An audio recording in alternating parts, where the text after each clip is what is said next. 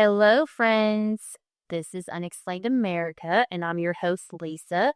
And today I do have a guest. I have a guest host, and it's my sister-in-law, Dorothy. Hi, everybody.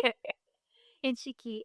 Remember Dorothy was on, what was it, the ghost town of Burnett? Yes. Sorry. And we found out about this case while there. Super excited. Yes.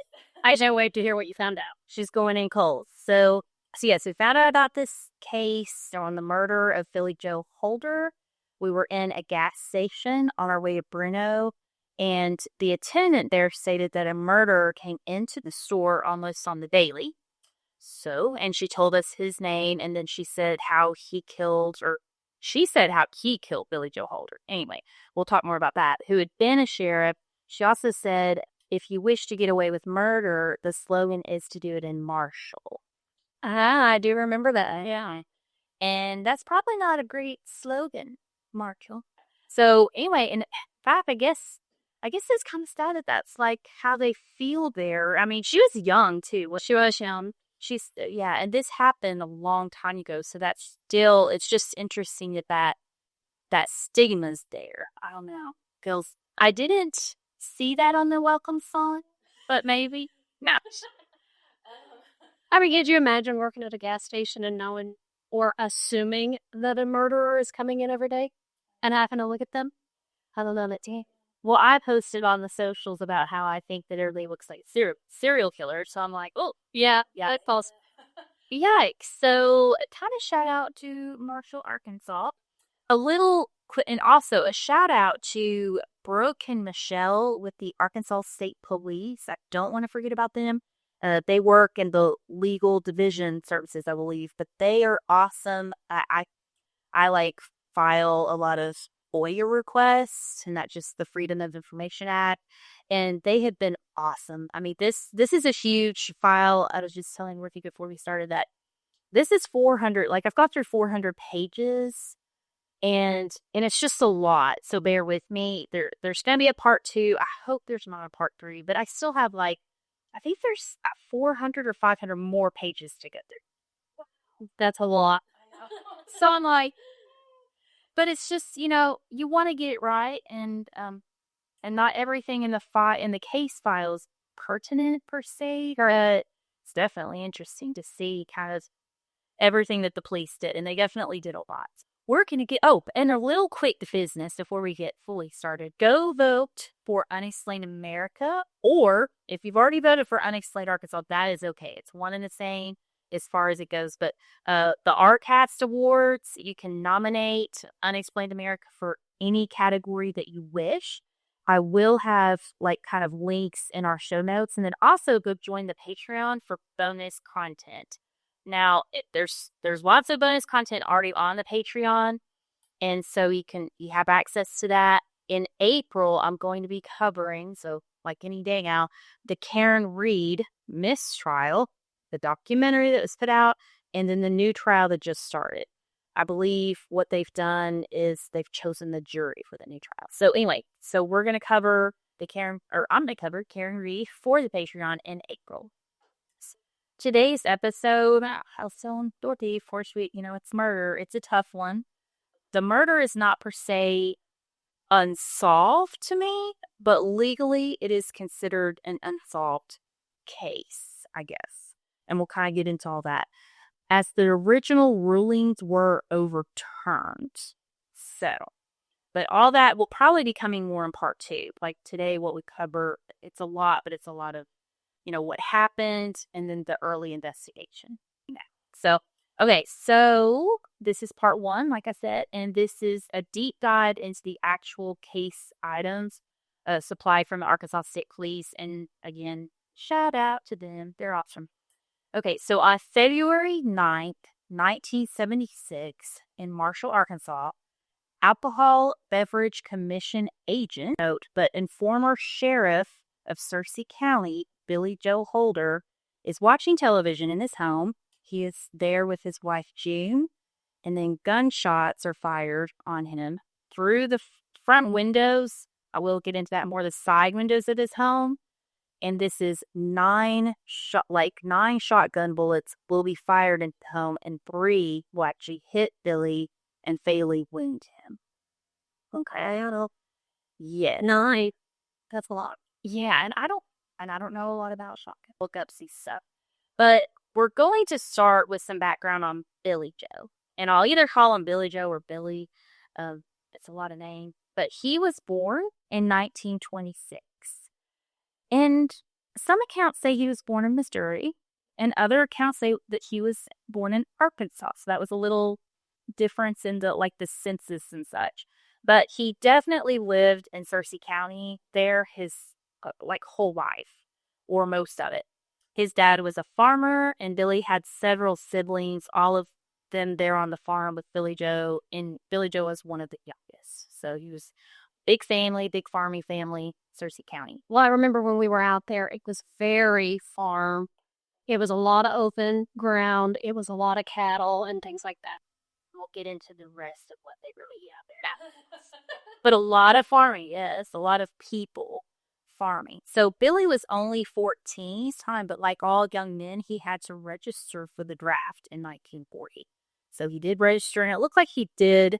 He definitely was a veteran. We'll kind of get into that. And so he did serve, a little bit, not necessarily in World War II, but he did serve. But World War II was beginning around the time that he was 14. That's weird to think about. So Billy's father actually passed in 1941 when Billy was only 15. So Billy would, he'd be an important part of the family. He was working the family farm, probably helping take care of his family, in his dad's absence and being, kind of left at home. The other siblings would have been, aged out of the home. And that was when he was 15? Yes, when he was 15, his dad passed. Wow. So now Billy continued to work the family farm. And in 1946, at the age of 21, he married his wife, Norma June Norris Holder, and she went by June. And she would be with him, until the day he died.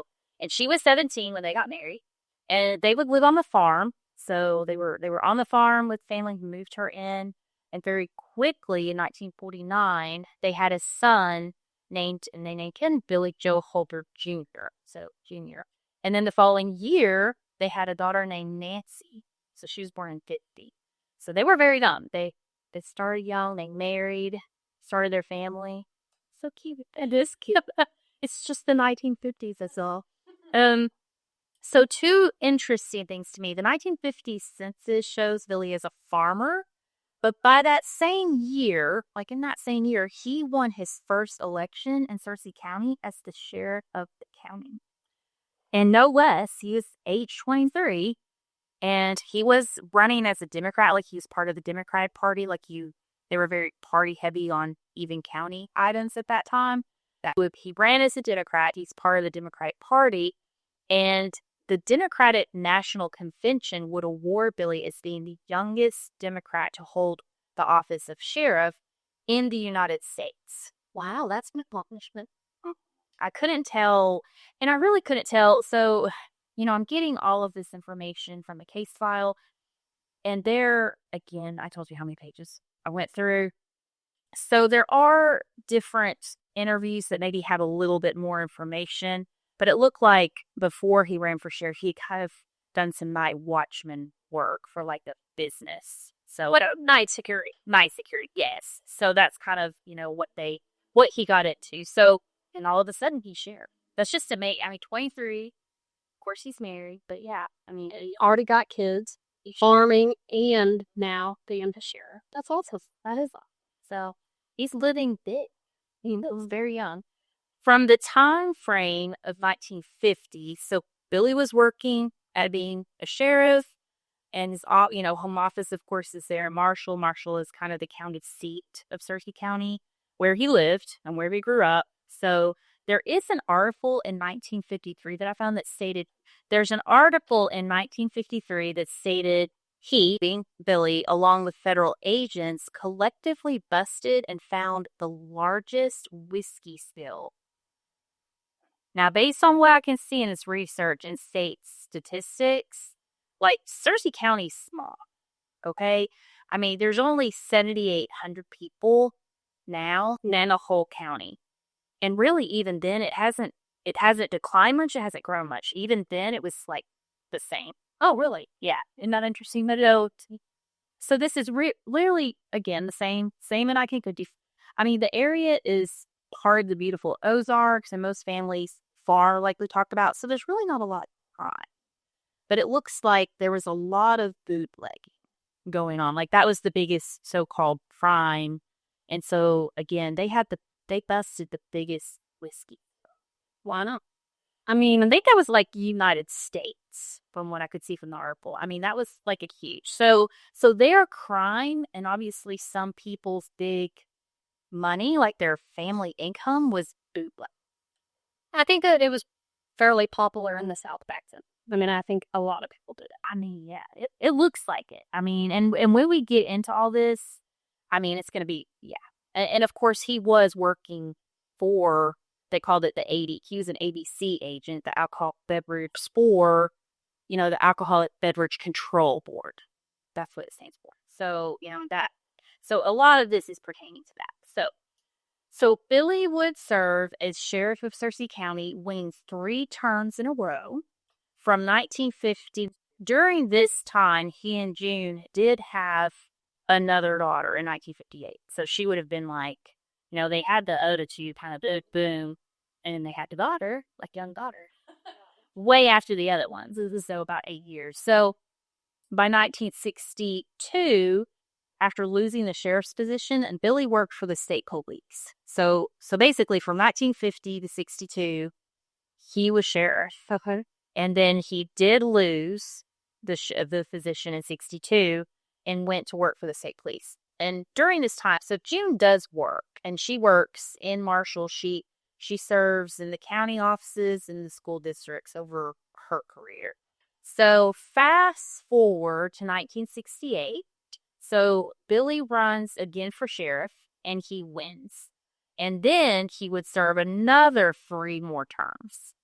So wow, put him into like 1974. And then, so in 1974, a man named, I believe it's Warren Reeves, he wins. So he was a Republican, and he beat him out for it. So now, of course, this happens in 76. So he was sheriff, I mean, for a long time. I mean, what is that, 6 terms? Yeah, 6 total terms. And from the time of 1950 until 74, for most part, except for a few years when he worked for the sick police. Mm-hmm. So he was there. And it was an elected position, so people obviously trusted him, and he did a good job, so they kept re-electing. Yes, yeah. So that was very interesting. Billy, okay, so now it's 1974, and he's not sheriff. So he went after the position of the agent in his district, which serves like 5 counties, working for the ABC department, or again, like we talked about, the Alcohol Beverage Control Board. So this was an appointed position under the governor. And at that time, and I didn't know this, and at that time, this was a very contentious situation, okay? Some people were not happy about Billy being appointed. So the agent before Billy was a Martin Mathis, and he was appointed by the former governor, Winthrop Rockefeller, who was a Republican. Well, so Governor DeTire, he's the new governor. He's a Democrat. He actually removes Martin from the position. So people are first mad about that because, David does that because I guess that's what you come in and you're different parties, and typically you clean house. So Martin was appointed by the last governor. I don't want him anymore. Where a lot of people liked Martin, evidently. And evidently he did a great job, and a lot of people felt upset because they didn't feel like that should be a political move. But again, I think that's pretty normal for governors to do. Right or wrong, I'm not saying it's right or wrong, but that's what happened. People were upset, and then people were, so they're already upset that Martin's out, but then they're really upset because, or I should say some of these people in these counties that Billy's going to cover, they're upset because they feel like, okay, you appointed Billy, who just lost the race, to Reeves. So there was actually news articles. People were upset about it.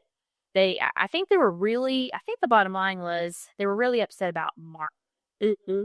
But Billy coming in, because he had some popularity, obviously. Obviously, he had some naysayers, and obviously, he lost the vote to Reeves. But yeah, it was contentious. Yeah, and I could see where people would be frustrated with the fact that we didn't vote him in, but yet you're still giving him power in this way.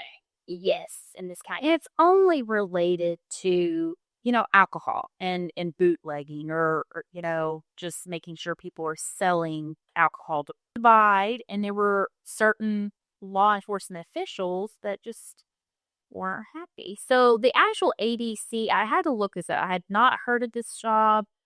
I wanted to look into it a little bit more. And it said they are certified law enforcement officers responsible for enforcing alcohol-related laws. They conduct investigations and they ensure compliance, at permitted locations. So we're talking about, they're not only catching quote unquote bootleggers, but they're kind of dealing in people that actually had a permit to sell. We're going to kind of get into that because to me, I think of bootleggers as being people that actually made the alcohol and sold it, but that's not the case. So, well, they're just making sure that everything is that there was an agent, but there's definitely an agency, and I think it's just different today. Right, or it's definitely, the ADC enforcement division is definitely still there. So interesting, probably in a much different way than in 1976. Oh, sure. So Billy would, of course, have a lot of expertise in busting individuals breaking alcohol laws. That, again, just from his time in being the sheriff in Searcy County, that was a lot of what he did. It wasn't like murders and all this mess going on the daily. It was the alcohol was an issue. So Billy began his appointment in 1975, and this appointment put him as agent again over 5 counties, one being his home county of Searcy County. So kind of fast forward to February 9th, 1976. So this was a Monday morning. I'm gonna start at the morning, I guess. Really, the morning was super normal for Billy June. That day was, I will say, I looked at the weather because this was of interest to me, but the weather was extraordinarily warm for February. In fact, it was they had some high was like a historic high. Does that make sense? Yeah, this is February. So the morning started out at 37 degrees, but it warmed up quickly. And by 1 p.m., it was 70 degrees. Wow. It went from 37 to 70 degrees. Now, it was a cloudy day, but it was a warm day. So that's just a very odd day. It would have felt very weird probably. And I hate the high was 72 and it got there by 3 or 4 in the afternoon. Yeah. We're just now hitting 70s here, and in April, it seems like. That is weird. It was just an abnormally warm day. Both Billy and June left that morning around the same time. Billy said he was going to Harrison, Arkansas, the town, for the day, and June put on a roast for their dinner. So just normal everyday stuff. She got home before Billy actually, and she noticed some weird things. Of course, she's talking about this after the fact, but she was yeah, there was some weird things going on. So, and again, it didn't hit her till later when she's having to recount it, but she noticed that the back door, which goes to a back bedroom, was open, and they always kept it closed. She also noticed they kept a .22 rifle. Thought this was interesting.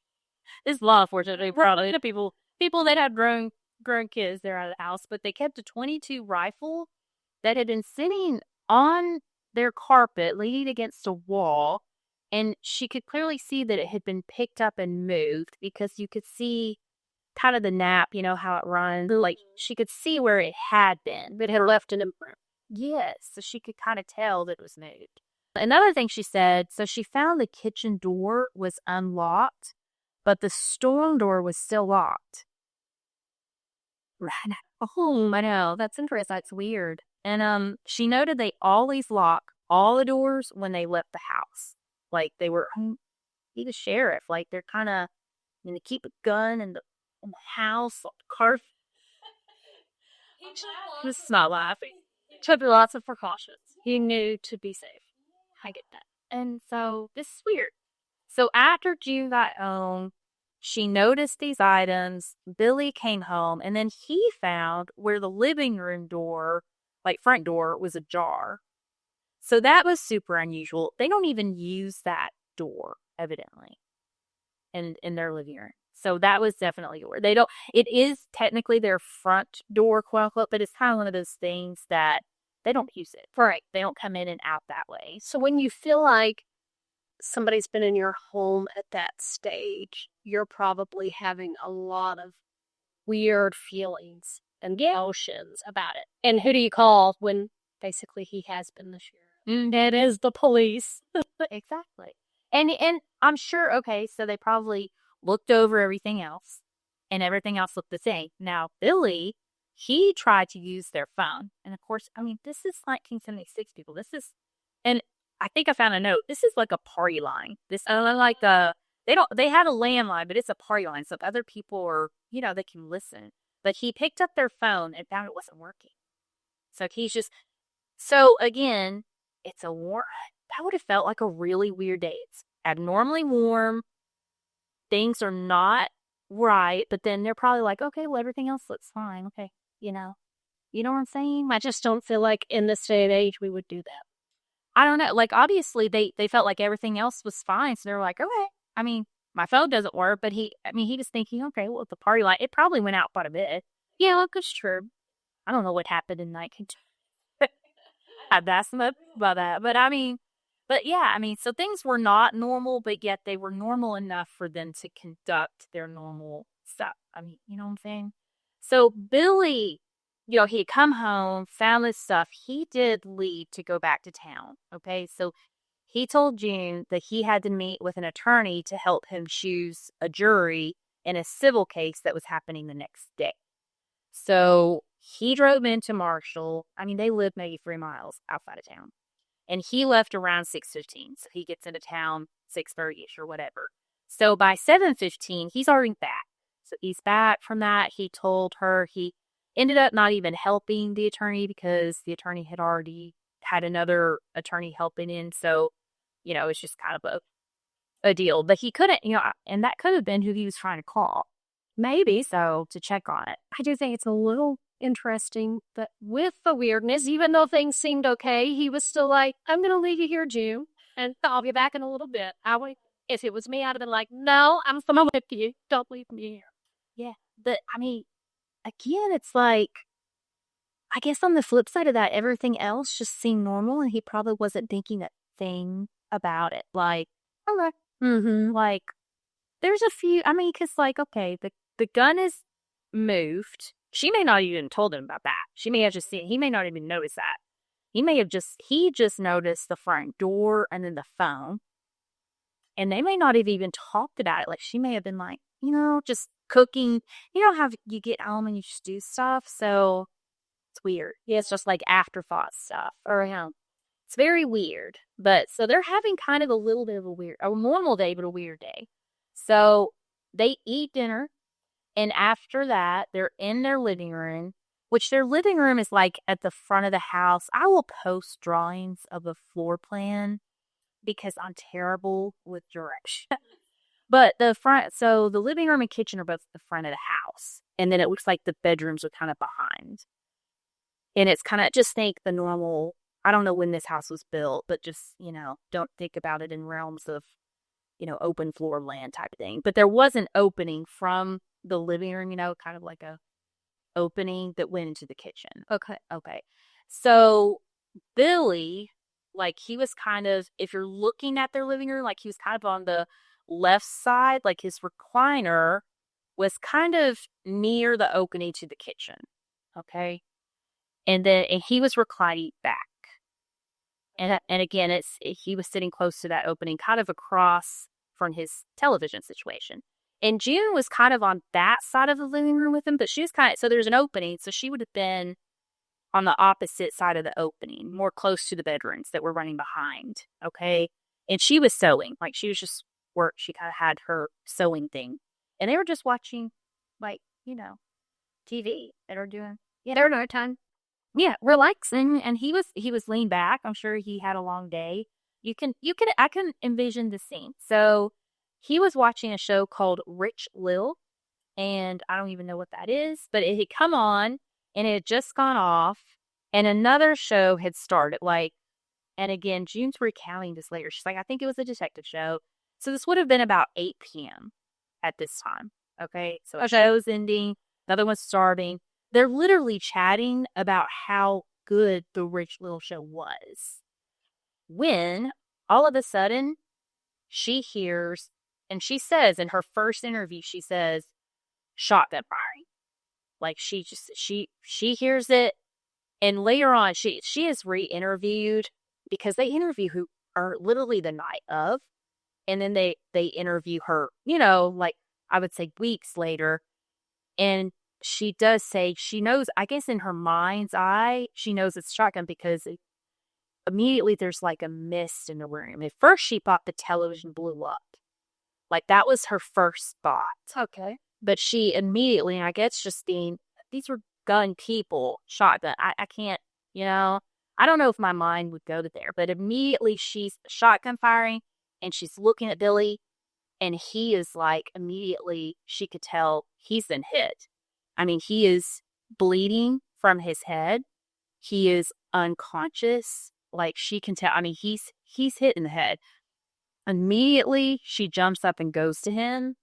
She grabs a towel. She's trying to admit like first aid, and she's trying to wrap this towel around him. And then immediately after that, she goes down the hall to grab a phone. So she doesn't know. He never told her. The phone doesn't. The phone doesn't work. So she found it not working. So this is the 1970s of it all. So she grabs his keys to his car, like he's got a state car, and she like gets on his radio. He has a CB radio in his car, and she calls a trooper, Bill Partlow, and tells him, okay, Billy's hurt. We need an ambulance. So she's on the CB radio. This is kind of so key. I mean, in all that chaos, to even have the thought to know I need to go do that, because I mean, as you're telling me this, I am envisioning that happening, and the chaos that would come into your. I know, wow. But she was very calm. I mean, to me, I mean, it says a lot about a wife of a law enforcement. Like, yeah, they can help, because it's like she immediately jumps into like triage, and then she moves into like help. And I guess, and of course, we don't think about, I mean, a CB radio, but that was like their cell phone. And so to immediately, yeah, she went out there and got on the CB. And now for people that had no clue what a CB is, I mean, this was very early. I never used CB radio either, but people can, I mean, if you're on that frequency, just think about it. This will come up later. Everybody's hearing this. So people were on this frequency. So this isn't just to one person. I mean, you're calling on it, but it's like a party line slice. It's like this party line. Crazy. So think about all the people. So immediately, within minutes, so Trooper Partlow shows up at the house. In June, again, this is her interview. Immediately, she remembers seeing Sheriff Reeve show up as well. So he's the sheriff that beat out her husband. Now, later on, I did find an interview. Trooper Partlow is interviewed, and he says that June told Sheriff Reeves to get out of there. She was mad. Yeah. She did not want in there. She said, "You are not welcome here. Leave." So she asked him to leave. So right behind Trooper Partlow is the ambulance. So they do, get Billy, taken care of. They put him in the ambulance. They take him to the clinic in Marshall first. And they meet up with I believe it was a Dr. Daniels. And the Dr. Daniels gets in the ambulance with Billy. And they are having to drive to Little Rock. And this is like, I mean, they're headed to Baptist. They're headed to Baptist Hospital in Little Rock. I mean, this is 1976. This is Searcy County. I mean, this is a couple hours. Yeah. I mean, it's a couple hours drive. And unfortunately, en route, Billy does pass away. En route. I don't know how close or where on the road that he does pass away in the ambulance going to Little Rock.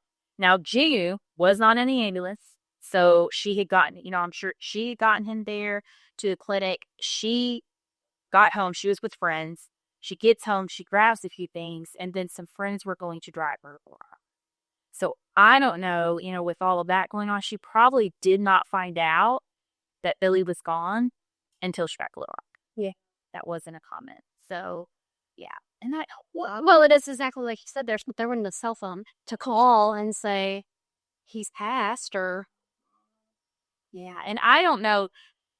Billy's gone. It's awful, horrendous. I'm sure people are calling like his kids. Like, I mean, June, I just can't imagine the horribleness of all of this, like the devastation. Yeah. I mean, Gosh, I mean, because he was 49 and they got married at 21. So, I mean, this is your whole life just gone in an instant. And just horrifically. Oh, it's just, yeah, that is not fun. Not fun at all. June does recount when she gave her statement to police of the whole day and the whole event that she didn't hear anything at all before the gunshot. Now, the TV was going, and she said that the washing machine and the dryer were going. So she was doing clothes. And they are probably not as quiet of appliances as they are now. No, and they would have been right there in the kitchen, evidently. So, yeah, so she heard nothing. By 9:30, and knowing this was a crime scene at this point, the investigation, so they must have been dispatched because it's a murder scene by 9:30 p.m., okay? It's a crime scene. The investigators show up at the Holder residence, and they begin the search of the crime scene. And the lead investigator is Sergeant Earl Rife with the Arkansas State Police. I mean, he's brought in immediately. Yes. And then there is a Lieutenant Evans with him. So in their notes, they're noting the house. They're noting that it's a white frame home with 3 outbuildings. And the home has, they say, 6 rooms plus a bathroom. So there's, the living room and kitchen, and there's 4 bedrooms and then a bathroom to this house. And there's not like an attached garage or anything like that. I think there was some detached 3 outbuildings. It's a pretty big house. Yeah, for that time. I mean, a 4-bedroom home, that's, I would think that's common. Yeah, and I don't know if it's one of those situations where they kind of like build it themselves to accommodate. I mean, they have 3 kids. I don't know. But, and, you know how older houses are that kind of, it looked like the bedrooms were pretty small. And I will show all of that sketch. Like, because they sketched out, they're going through and they're looking at everything and they're sketching out everything. So the Holders, they use the west door to the house, which is technically the back door to the home. And they enter into a hallway. So they're, like I said, they're not using the front door though. Now there's 2 rooms that were involved in the crime scene.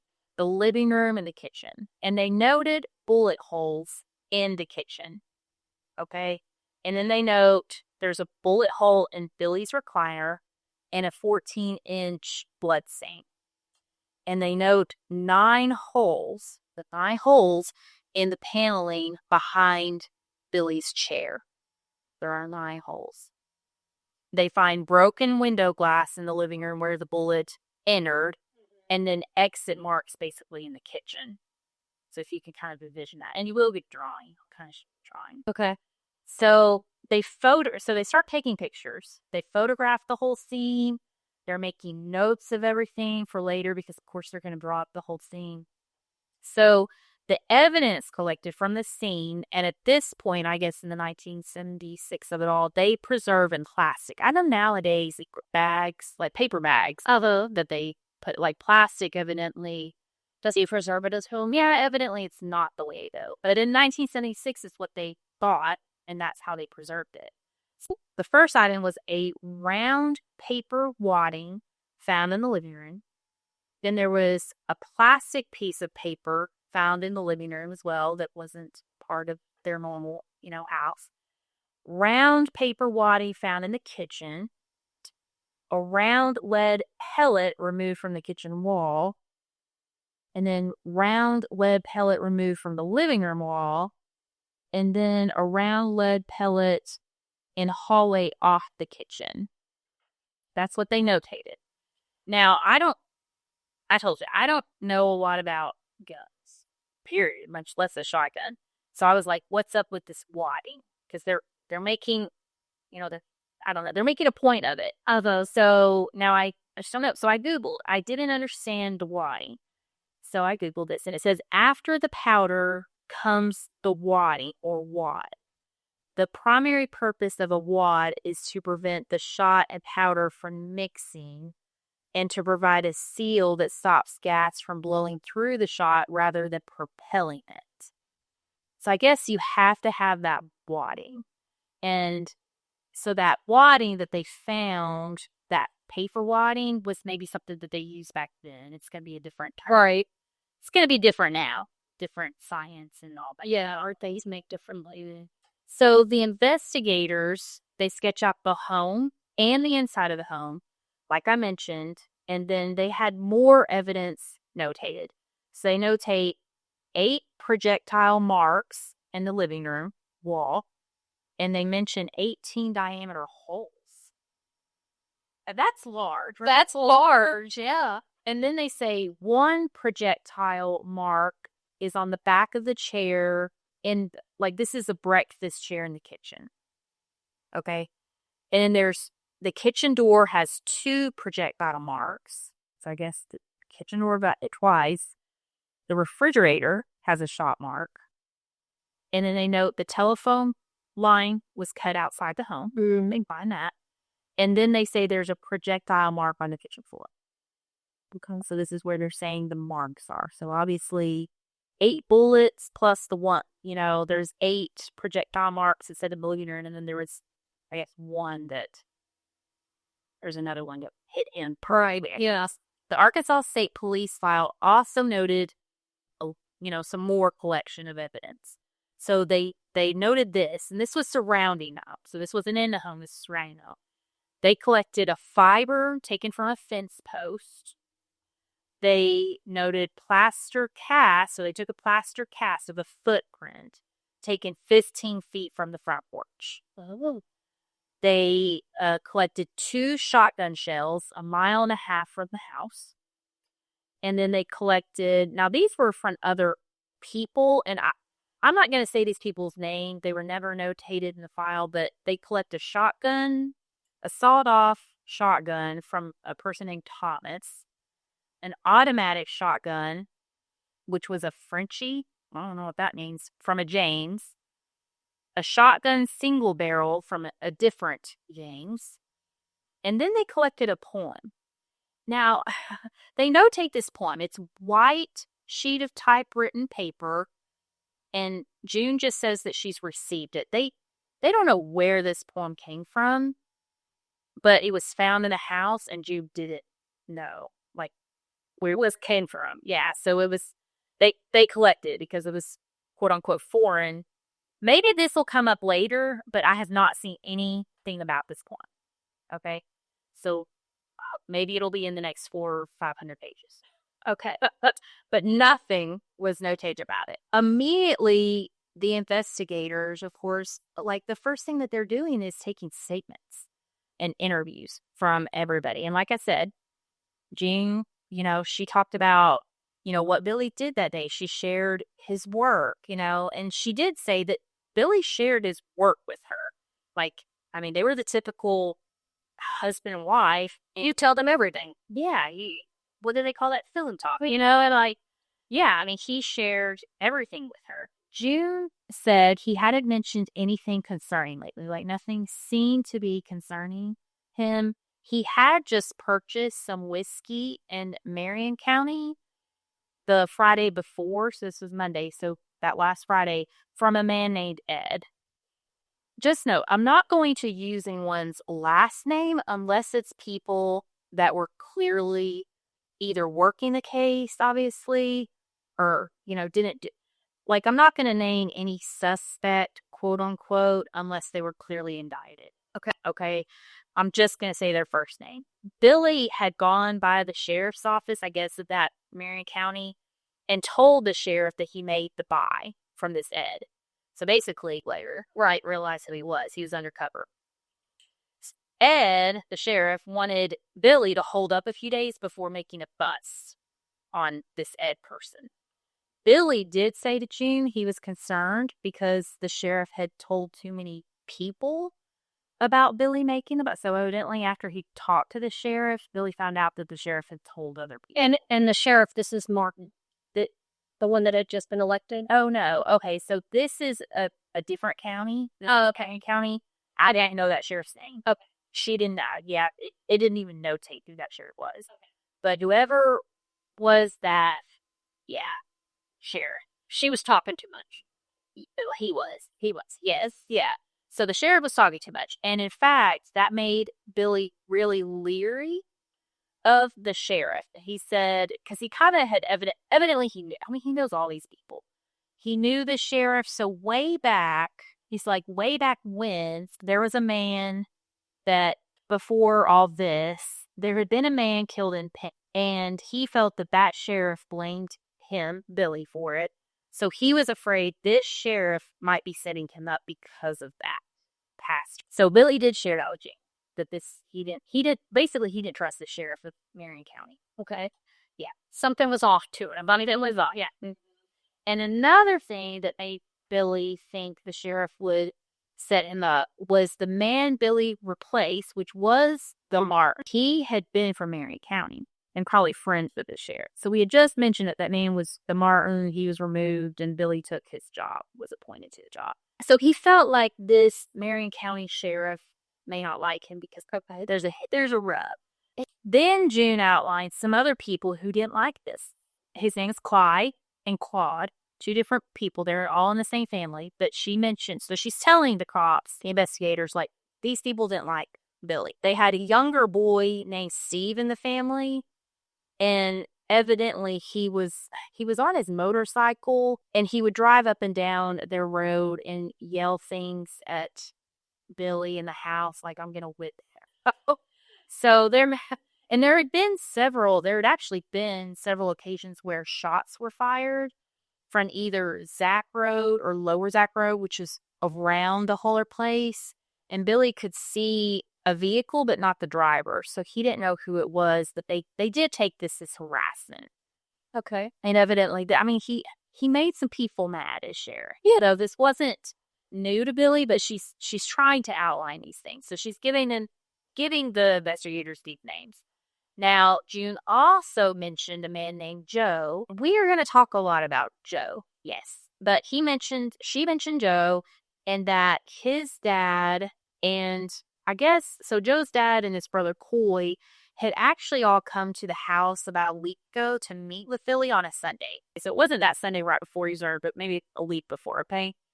They asked Billy for help to keep Joe out of the pen. That's what Joe wanted to teach her. But anyway, Billy had been contacted by a girlfriend of Joe's to meet up and discuss the situation. So Billy did meet up with them outside the home, like he didn't invite them in, and told them he would help them. But then when he came back inside after meeting with them, he indicated to June that he actually wasn't going to help them. Like he told him, he's like, oh yeah, I'll help, but he wasn't necessarily going to do it.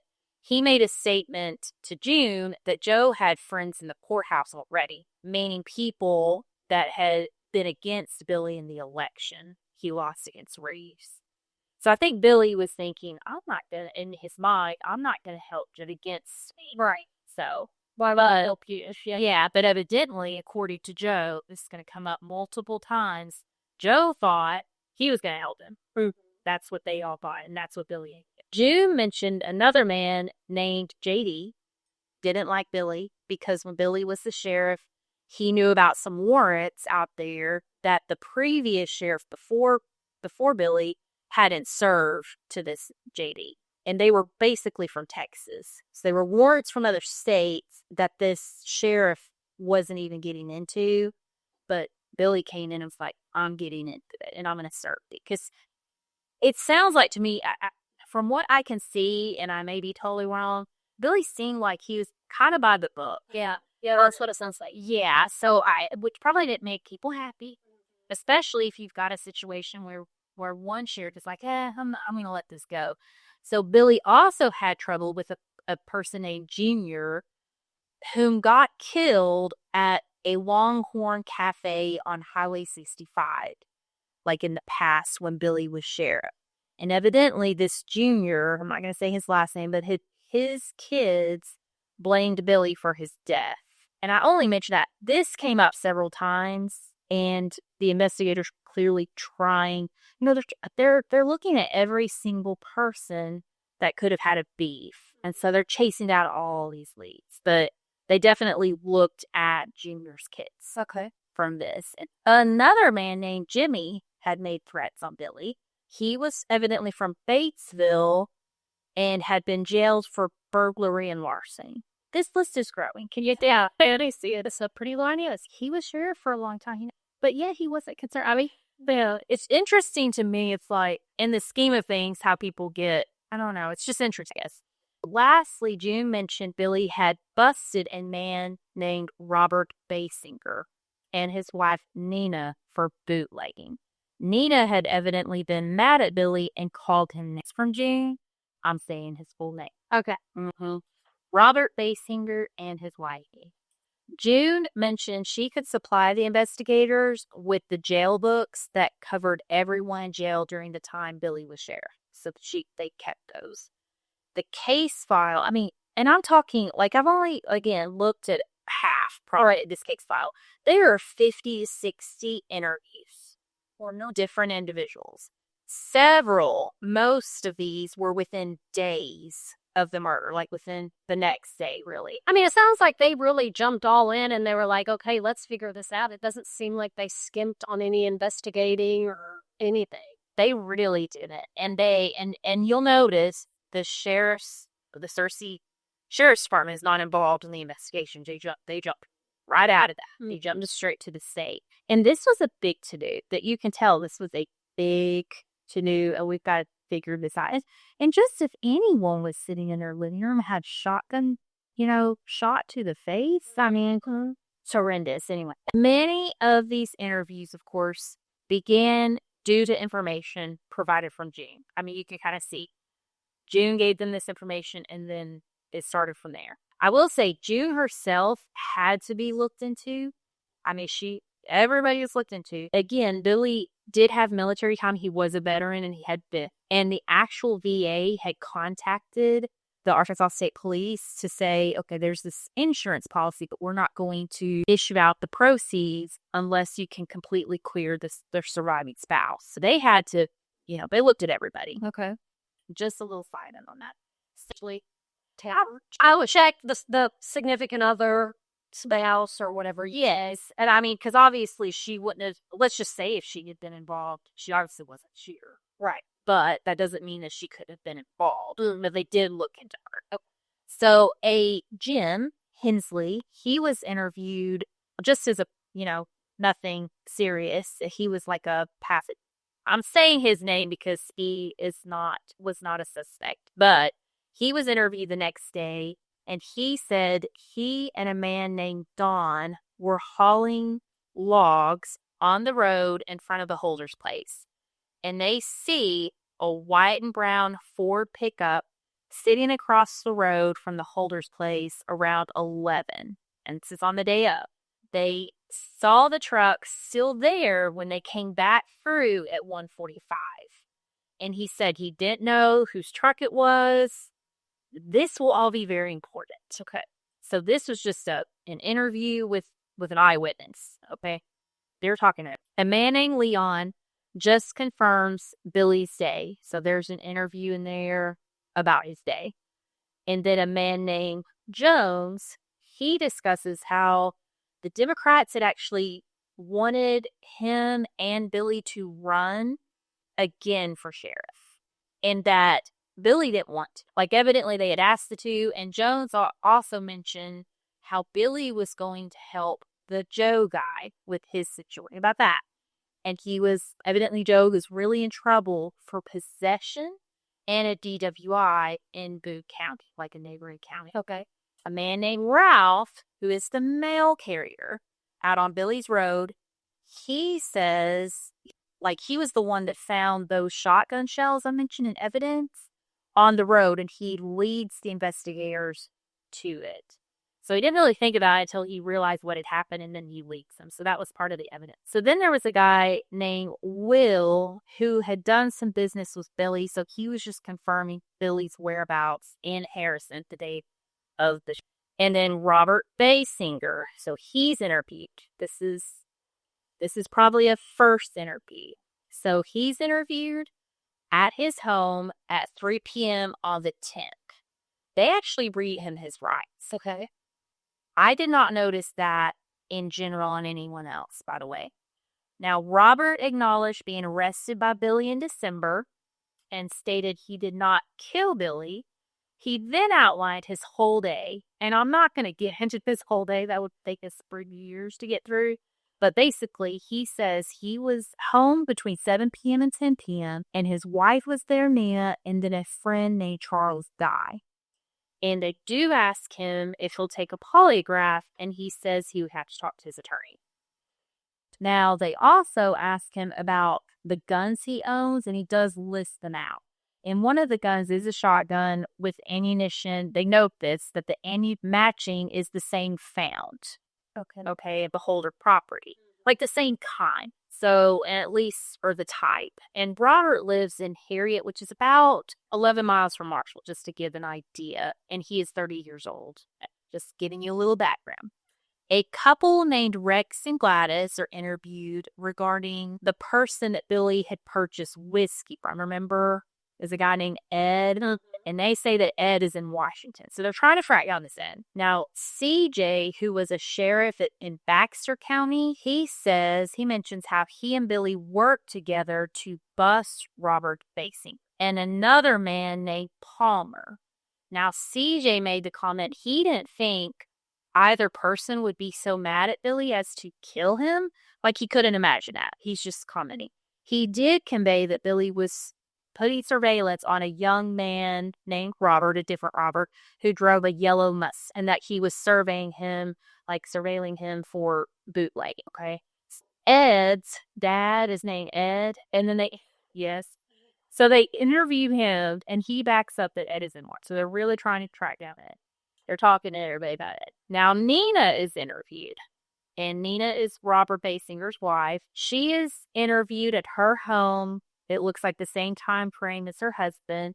She tells them all about her day. She went to work at the Flint Rock Shirt Company from like 7:30 to 4. And then she talks about how when she got home, she's actually going to go watch a movie, allegedly, with her daughter, like in Marshall, but they ended up missing the movie. So it's like they drove into Marshall to see this, and it was a drive-in movie.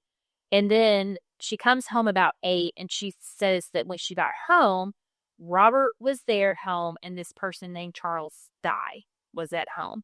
So she's just confirming this alibi for both of them, both Robert and Charles. Now, Nina does also confirm. She says that she never liked Billy because he was mean. And, I mean, he arrested them. And she stated she literally says, I guess, to being questioned about if she would take a polygraph. She's like, okay, so she was probably interviewed the same night as Robert. It's like the same time in their house. So Robert has read his rights, but she was not. It does not say she was. Okay. And all of these other interviews, like I mentioned Joe, and I didn't see anybody read their rights. Like I'll say it, yeah.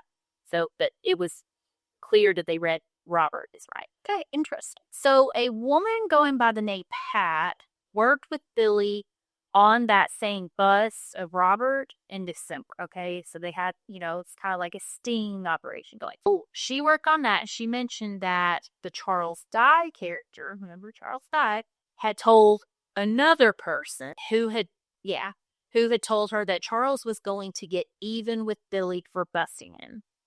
She says she felt like Charles wouldn't shoot Billy, but she did say that the man in the yellow Mustang we mentioned would, because he was super mean, quote unquote. So a woman named Bonnie outlines the whereabouts and confirms about, remember the Clyde and the Claude people Jean had mentioned? Yes. So Bonnie just basically runs that all down, and they weren't even in the state at the time of the murder. Kind of, I never even see any more about Clyde, Claude, and the others. Okay, yeah. A sergeant at the Arkansas State Police named Brewer, he states that a man named Junior that had been killed by Holder at that cafe did have kids that worked for Walmart. They evidently, one was like a manager in a store, one was like an assistant manager. So remember Junior that got killed, he had 2 sons. Now he's just outlining they did not like Billy. So he's confirming what Jean said. Now they interview a man named Donnie because he owns a truck similar to the white brown Ford. And in the file, I can see they're hunting down the truck. Okay.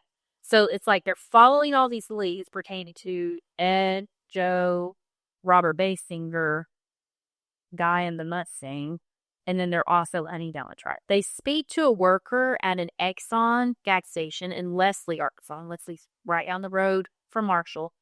They're tracking down one of the boys that, their dad Junior got killed. Okay. So again, they're just chasing that lead. Like, did these boys do anything? Yeah. Now, John, Manny John was interviewed. He was the one that Billy served warrants on. But remember the warrants. But he mentioned Billy didn't like him, but that he actually heard. So John was on, we heard about the CB radio. John was on at home, had the CB radio on, and he heard June cry out for help that night. And he was sitting there with his sons and his wife. So they were all together listening as June cried out for help. He just mentioned that. Nothing more is ever said about John the warrants. So, okay, now a man named William, they interviewed him because Trooper Partlow said Billy had sent this man to Cummit, that prison, twice. And this man had an alibi. They cleared him right. Now they interview Charles Dye. They do not mention reading him his rights. He outlines his whole day, which looks similar to Robert's. Like, both of them don't look like they work. And then he confirms, he's backing up the alibi that Robert, he was with Robert at Robert's house from 7 p.m. to 10 p.m. or so on the night of the murder. And he does deny being involved. He denies ever saying to anyone that he would get even with Billy, as Pat had said. He easily hides that. Now, when they ask if he'll take a polygraph, he says, not without talking to my attorney. Okay. So him and Robert Basinger, they've been through it before. But Nina just said, I get it. So now I'm going to spend a little time on this Joe. Joe's going to come up. A lot of time was spent. So he was in trouble for possession, the DWI. He had met with Billy the previous Sunday or whatever. Joe's interviewed on the next day, read his rights or anything. And upon hearing that about Billy, he immediately signs himself into the state hospital, the Alcoholics Ward at Benton, Arkansas. That, his mother, his sister, and his nephew had actually taken him there 6 or 7 o'clock. So this is the next day. Billy's killed the 9. As soon as he hears about this, he's self-admitted. He said, this is an interview. He says he admitted himself because his attorney, Jerry Patterson, and his dad urged. Evidently, Joe's dad had told him to go see Jerry, the attorney. This gets, I know, it's a lot of names. And then this attorney tells him he needed to get help with his drinking. Evidently, Joe had a drinking problem. And evidently at Christmas, he and his wife, but he says that he showed up, at her work and they had words. I think it was about other people. Okay, they're divorced.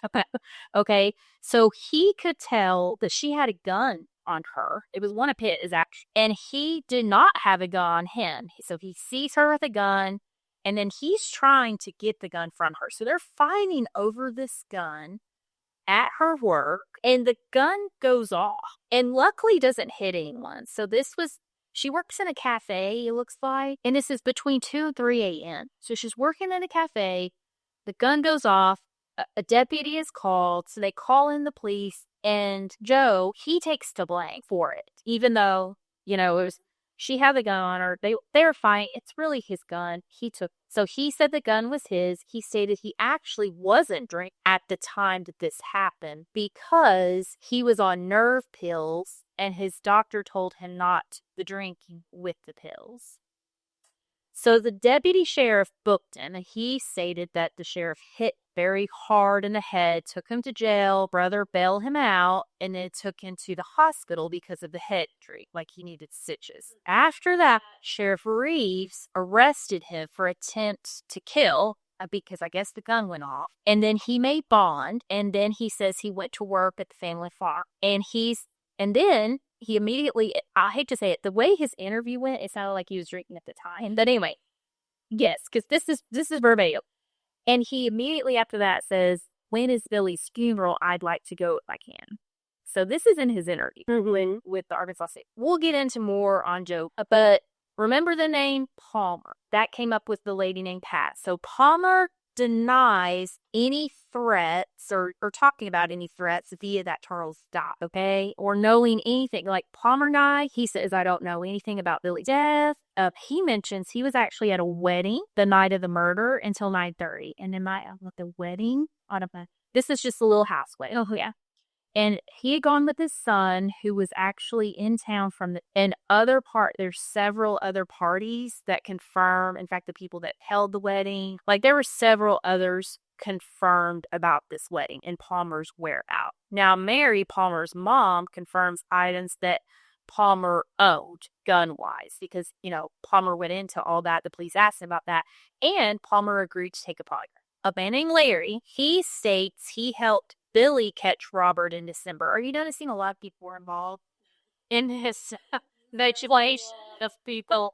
It's a lot of names. It's a lot of names. Larry was involved in catching Robert Basinger in December. And that Robert, and this is coming from Larry, stated that he threatened Larry. He stated he would get him. You get Larry. Also, Larry mentioned that Robert evidently tried to run him off the road. And then Larry mentioned about seeing a silver or gray 1.5-ton truck going down to the pasture where Billy kept his cows. Just notice that. I guess he's commenting on it. It's kind of another truck situation, but not necessarily the same one. Because the first one was white and brown. Yes.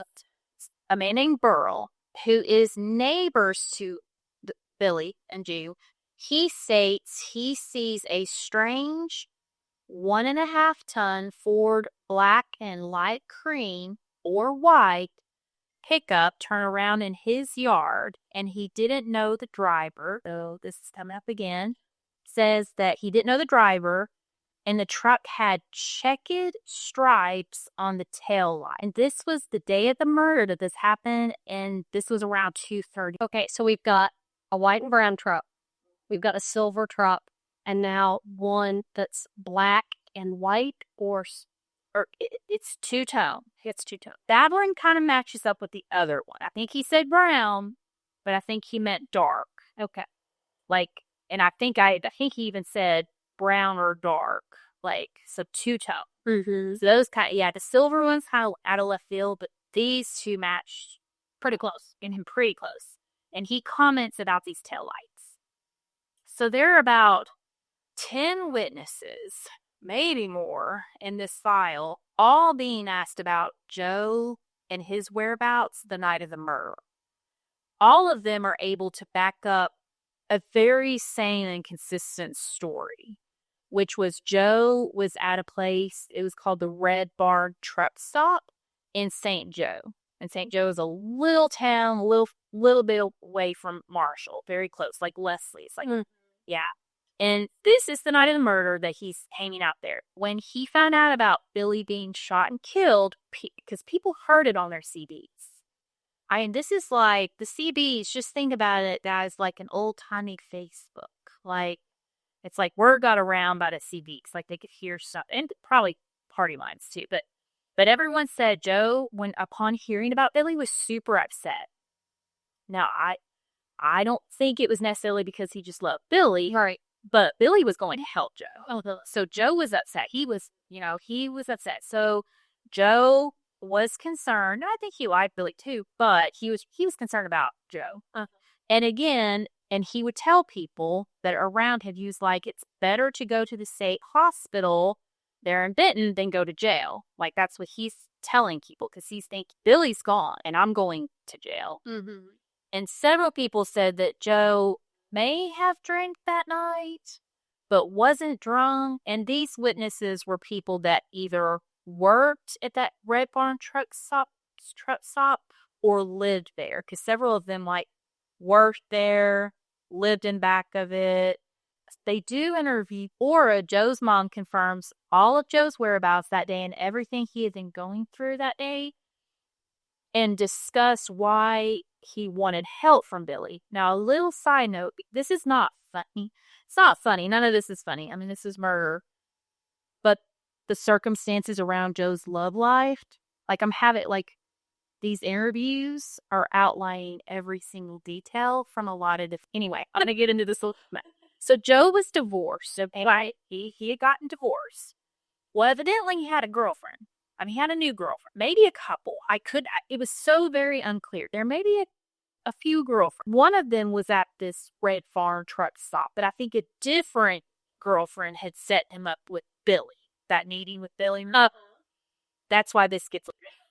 So Aura knows everything. She knows all about everything. Well, so there was a lot going on with Joe, and evidently, I guess the night before all this, he had spent the night at his ex-wife's house, hey? Because he was having an outline where he was and all this to do with it, but he made sure to say in his interview about such that nothing sexual happened. And when the ex-wife was interviewed, kind of back up his whereabouts, she goes on at the end of her interview, she states she was not getting back together with Joe. Both of them outline everything they did that day. I mean, he went to her house. He ended up, I guess her kids, which would have been his past stepkids, had invited him to dinner, ended up staying the night.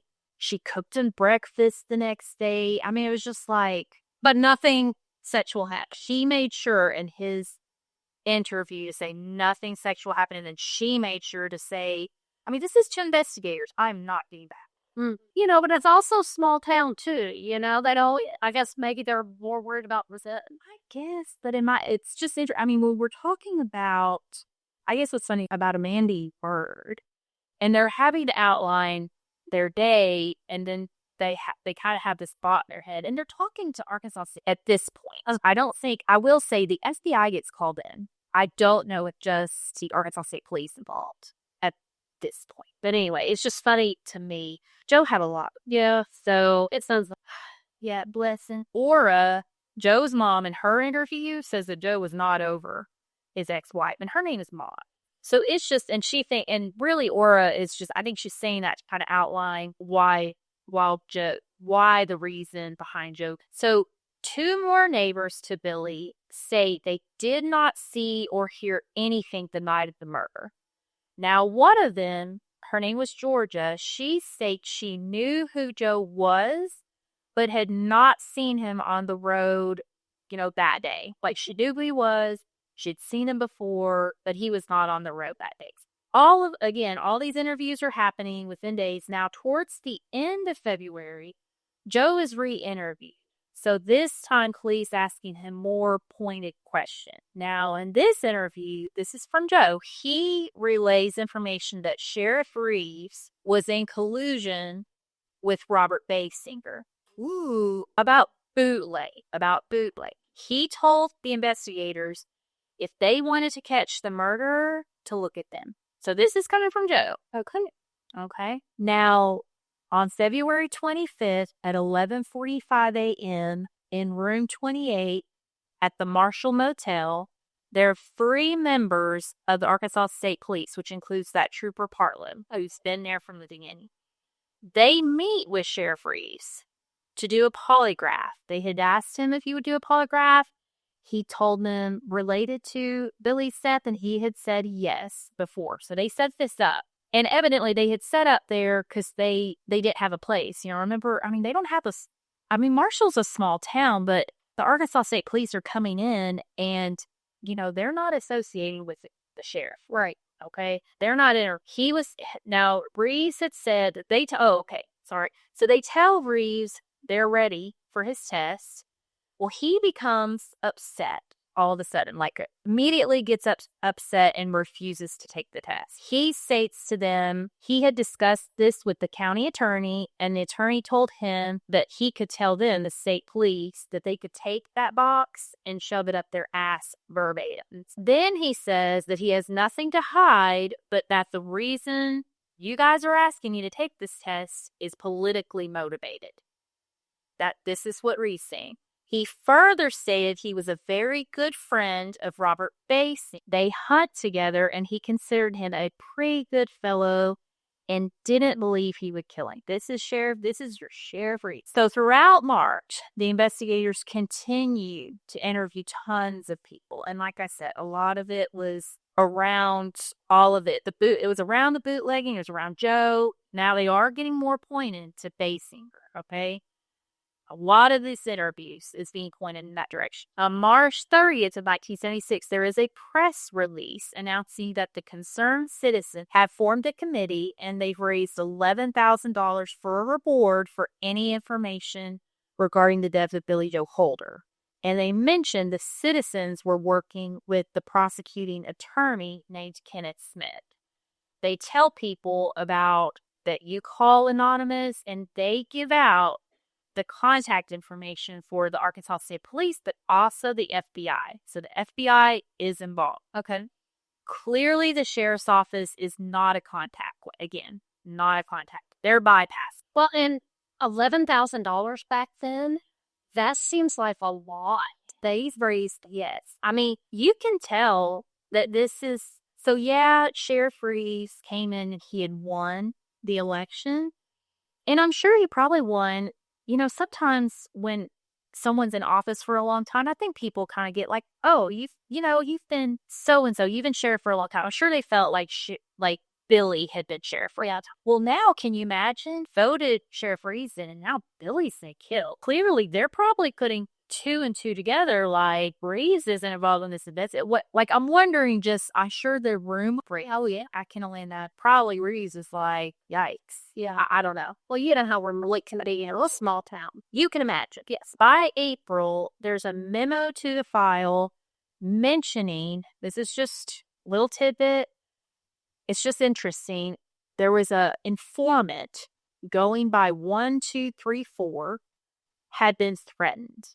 And in the file, they note they're going to change his location. So evidently, the informant states, his daughter's boyfriend outright asked him if he was 1234.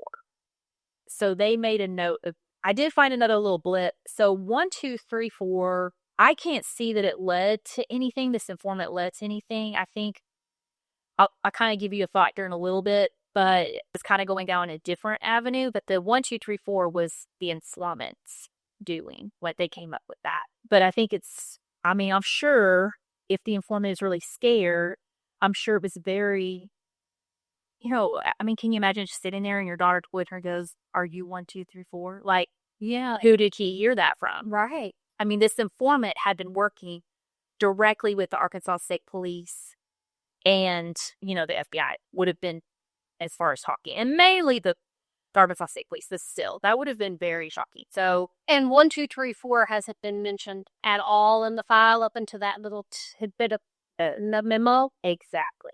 I love some twists sometimes. Oh, I know.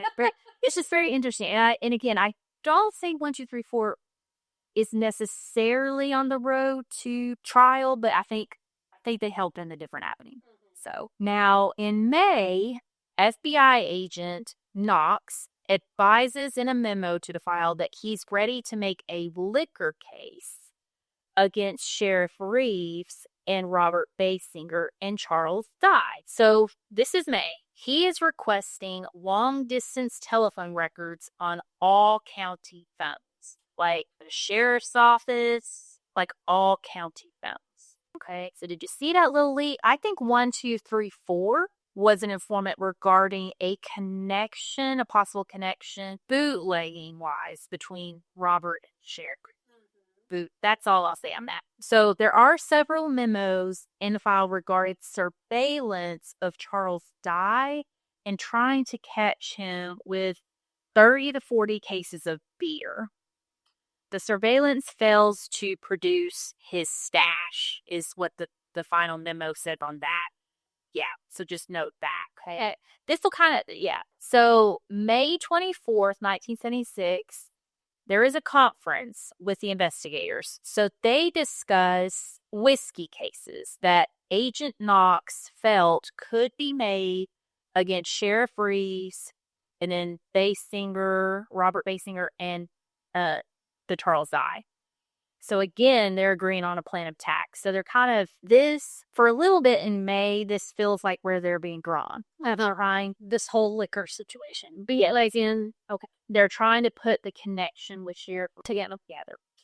Literally 4 days later, on May 28th, prosecutor Kenneth Smith has a memo to the file that he has requested from himself. So he wanted copies of the long distance phone records for the sheriff's office and the other county offices. So I couldn't tell if he was trying to sequester them from the Arkansas State Police. I don't think that's what he was doing. I think he's requesting them to see them. He knows they're there. The case file does not spell out the findings. However, they must have had something big must have happened, because this next thing, May 28th memo, and then all of a sudden we're on June 28th, the FBI agent discusses getting a body mic transmitter from the Arkansas State Little Rock to put on Sheriff Reeves in the attempted setup meeting between him and Robert Basinger, scheduled for June. So in a month, they don't outline in a memo exactly what at least not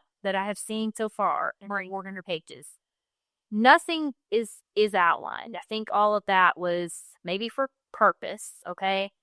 But all of a sudden you go from the 28th, and then now there is a meet, and they want, Sheriff Reeves to be fine so he can record. So, okay.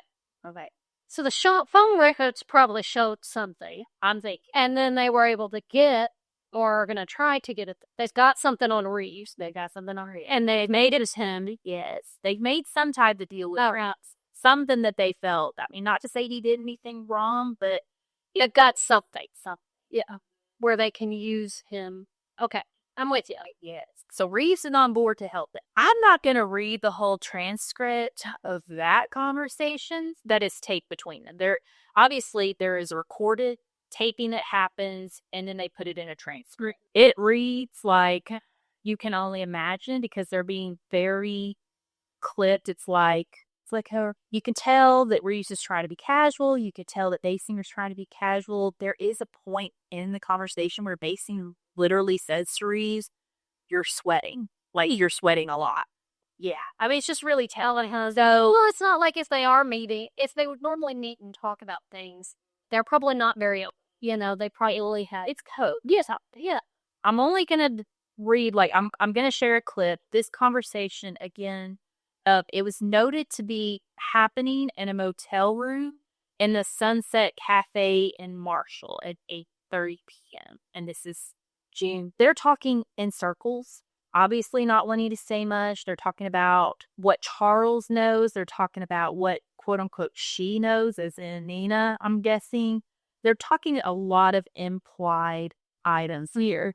And their discussion is kind of like, they know that the feds have pulled all their phone records. So they've had a talking about Sheriff Reeves kind of coming at him like they're asking me a lot of questions. Finally, Reeves says to Basinger, "By God, they're checking on me. I need to know what." Basinger says, "Yeah." And then Reeves says, "You know what I mean." And Basinger then says, "His name is Norman Sutterfield." So this is just a clip of that conversation. But even in those 4 lines, you can kind of see the rest of it was just, I mean, it's like Reeves finally had to say, "By God, they're checking on me. I need to know what you know." Basinger literally replies, "Yeah." And then Reeves says, "You know what I mean." And then Basinger says, "His name is Norman Sutterfield." Okay. And up until now, we haven't heard that name. No, that is just out of nowhere. Yeah, the file has 0.00 anything. First thing that comes up. Yes, and the rest of the conversation literally consists of them discussing who this Sutterfield is related to or not. Yeah. They're talking in clipped language the rest of the time. Reeves is also discussing how the investigation is on him for helping Robert and his bootlegging schemes.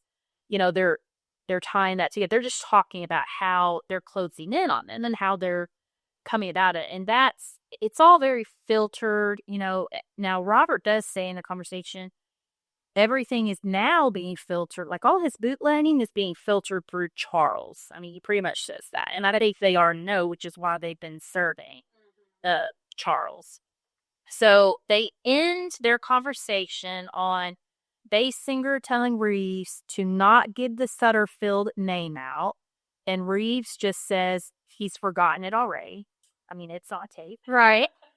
And then when Basinger leaves, Reeves says, so Basinger walks away, he's gone. Reeves says into the mic, "Boys, it worked smooth, didn't it? See y'all in a little while." That's what Reeves says into the mic. He got Don't want to say it to him. Come out. It's just shady now. Let's shade the whole thing. The whole thing. Yeah. Yeah. Sorry, I finished. Eat food for thought. I know that you still have half the file to read. Yes, half a file coming. So, okay. So the next day, we got a little bit more on this. So the next day on June 30th, all the agents meet at the Holiday Inn Harrison to discuss the plan. So I'm sure as soon as this was election going on, this is probably like, oh, yes. And I have a feeling, because this happened so quickly, I have a feeling they knew the name. This wasn't a surprise to them. The Sutterfield name. Gotcha. I said. They've been tracking everything. They knew. Because look, the next day they meet. Okay, so they meet at the Holiday Inn in Harrison to discuss the plan. The FBI agent named George Stewart and Sergeant Hensley plan to arrest Nina Basinger at work. So they discuss that. They're planning. And this is all going to happen the next day, okay? So Arkansas State Police, Doug Stevens, and FBI agent Joe Phillips, they're going to arrest Charles Dye. All of this is going to be, they're planning. So they are going to coordinate arrests. Yes, they're going to hit him in the morning. Sergeant Rive, so he's with the Arkansas State Police. He's been there at the beginning. He's like the lead. He's been running the investigation. Him and an FBI agent, Jim Harder, and Trooper Bill Partlows, then it will arrest Robert Basinger in his home. Okay? Now, Lieutenant Evans of the Arkansas State Police and the FBI agent Knox that we've mentioned are going to arrest Norman Sutterfield, who lives in Commerce. So the memo in the file outlines this happens. They literally decide on it. They set up a command post at the school in Marshall, and the FBI director, John Kelly, is there with Major W.A. Tudor he was like the head guy in Arkansas State Police. If you have read Murder and Cersei, he was integral in all of that. So now the plan in place was to take Robert to the Carroll County Jail. Norman was going to go to the Harrison City Jail. And then Nina was going to Baxter County Jail.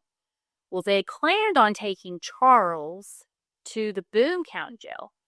However, the next day when things are shaking out, they take Charles there to Boone County, and the sheriff refuses to keep him. Because of past grievances with Searcy County. And evidently Searcy County, he states, had not paid them. Sometimes they owe money back and forth for housing prisoners, transporting prisoners, or whatever. So, they had beef. Boone County Sheriff has beef with Searcy County. So instead, they have to take Charles to the city jail, which is where Norman will be. It's Harrison, and they're trying to keep them apart. But yeah, so Charles is going to have to go where So on July 1st of 1976, FBI agent Knox, he flies from Harrison, Arkansas to Conway, Arkansas. And they go to Norman's address. It's on Bruce Street. I'm not going to give out the full address, but it's on Bruce Street there in Conway. The first thing they do is they go to the door, and it's super early in the morning. Norman's wife answers the door and says that he's still in bed, so she has to get him up. They first serve the search, and they search and seize Norman's black Ford pickup and take it to Lynn's body shop in Conway. We're going to get into that. Agent Knox, he calls the prosecutor, Smith, who advises him that he can now issue the warrant to charge Norman with capital felony murder. So it's like the first thing had to be the item. Mm-hmm. And now he could do the arrest warrant on him. So they arrest him and read him his rights. And I'll get into this crazy. First, they go take him to the Conway Police Department where he is photographed and then fingerprinted. Okay.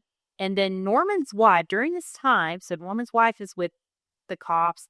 She states that, she's talking to the agent. She says, "We knew you were coming. The bank called us." Yes. So Norman's bank evidently called in and said, "Yeah, the FBI is calling us and asking for all your bank records." So their bank, I don't know which one. This is the 1976 of all. The bank literally received a call from the FBI getting, requesting in an investigation, obviously, and the bank calls them and tells them, wow. The bank told them they were being investigated. I feel like that's on all level. Yes. And I don't know if that's just the 1976 of it all, or if it's like, you would feel like The FBI would be like, this is an investigation. Oh, you can't be talking about this. They probably don't. Yeah. Yeah, so they knew. So, and it does talk a little bit more about in the memo that they question Norman's wife a little bit more about that, because I'm sure the FBI will be talking to the bank. Right, yeah. So Sergeant Rife, he shows up at Basinger home. So he shows up at the Basinger home with the search warrant at 7:15 a.m. on the 1st, just like everybody else.